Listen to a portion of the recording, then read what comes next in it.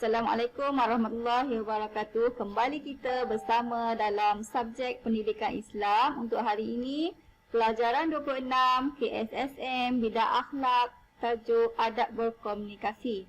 Dalam tajuk hari ini, objektif pembelajaran kita ialah yang pertama, 6.13.1 menyatakan maksud komunikasi, 6.13.2 menerangkan adab berkomunikasi. Itu yang pertama, tidak melalaikan daripada melakukan ibadah dan tanggungjawab. Yang kedua, menggunakan bahasa yang sesuai dan sopan. Yang ketiga, kesesuaian masa dan tempat. Yang keempat, memastikan kesahihan maklumat. Yang kelima, tidak menyebarkan fitnah dan membuka aib. Dan yang terakhir, 6.13.3 merumuskan hikmah beradab ketika berkomunikasi. Sebelum kita memulakan pembelajaran kita pada hari ini, sama-sama kita aminkan doa yang dibaca oleh Ustazah. Mudah-mudahan Allah buka pintu hati kita dan kita mendapat keberkatan daripada Allah Subhanahu Wa Taala. Allahumma aftah alaina hikmataka wa anshur alaina min khazaini rahmatika ya arhamar rahimin. Amin, amin, amin ya rabbal alamin. Pelajaran 26 iaitu adab berkomunikasi. 6.13.1 kita tengok maksud komunikasi. Maksud terbahagi kepada dua iaitu dari segi bahasa bermaksud perhubungan dan istilah perhubungan antara dua individu atau lebih secara langsung atau melalui perantaraan seperti email, surat, radio dan telefon. Okay, sekarang banyak media-media yang boleh digunakan. Okay, prinsip komunikasi Islam. Prinsip komunikasi Islam yang pertama, qaulan baligha, iaitu kata-kata yang tepat mengenai sasaran dan memberi kesan kepada jiwa. Yang kedua, qaulan layyina, kata-kata yang menggunakan bahasa yang lemah lembut, layyin, lembut. Yang ketiga, qaulan maisura, kata-kata yang menggunakan bahasa yang mudah difahami. Yang keempat, qaulan ma'rufa, kata-kata yang baik. Yang kelima, qaulan karima, iaitu kata-kata yang mulia. Dan qaulan sadida, kata-kata yang benar, jujur, tidak bohong dan tidak berbelit-belit. Okay, dengan kata lain, straight to the point. Okay, 6.13.2 yang ini kita boleh amalkan dalam adab berkomunikasi. Yang pertama, tidak melalaikan daripada melakukan ibadah dan tanggungjawab seperti menjaga solat dan tidak mengabaikan tugasan maupun perintah yang diberi oleh ibu bapa. Yang kedua, menggunakan bahasa. Ingat, bahasa yang sesuai dan sopan seperti kata-kata yang penuh hikmah, mengandungi nasihat yang baik serta menjauhi perdebatan dan gurauan yang berlebihan. Jangan sesekali berlebihan. Yang ketiga, kesesuaian masa dan tempat seperti mengelak penggunaan gadget semasa di dalam masjid, menunggang motosikal dan semasa kunjungan hari raya.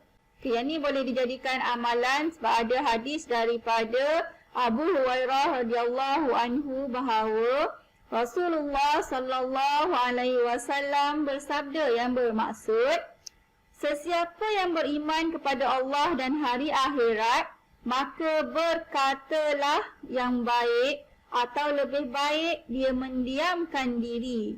Yang keempat, memastikan kesahihan maklumat seperti mengamalkan prinsip siasat sebelum sebar, tidak mencetuskan maklumat palsu dan menjauhi perkataan dusta dan bohong. Jadi perlu pastikan maklumat tersebut sahih dahulu sebelum di-share atau dikongsi kepada pihak lain. Yang kelima, tidak menyebarkan fitnah dan membuka aib seperti menghindar daripada gosip, kutukan, mengadu domba dan tidak memanggil seseorang dengan panggilan yang tidak disukainya. Sebaliknya, kita hendaklah sentiasa memanggil nama orang lain dengan panggilan yang disukai oleh individu tersebut. Kita dapat juga firman Allah Subhanahu Wa Taala dalam surah Qaf ayat 18 bermaksud, tidak ada sebarang perkataan yang dilafazkannya melainkan ada di sisinya malaikat pengawas yang sentiasa sedia menerima dan menulisnya. Malaikat raqib. 6.13.3. Sekiranya kita menjadi seorang yang beradab dalam komunikasi, sudah pastinya ada hikmah yang kita akan peroleh. Iaitu pertama, hikmah terhadap individu. Kita tengok. Pertama, meningkatkan ilmu pengetahuan agar dapat membezakan antara baik dan buruk. Yang kedua, melahirkan individu yang berakhlak mulia yang dapat menjadi contoh kepada orang lain. Yang ketiga, dapat menyelesaikan masalah dengan mudah kerana saling bertolak ansur ataupun bertoleransi.